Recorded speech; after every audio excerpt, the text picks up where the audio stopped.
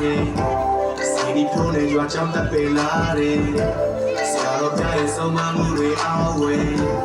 လူတွေဖွဲ့တွေပြသွားကြောင်းပြန်လာတယ်ဖတ်ကပ်ကိုကြောင်းအနက်ကားနဲ့ချေတာရောက်တာပဲချဖို့ကောင်းတဲ့တော်တလေးရဲ့ဟန်များစွာ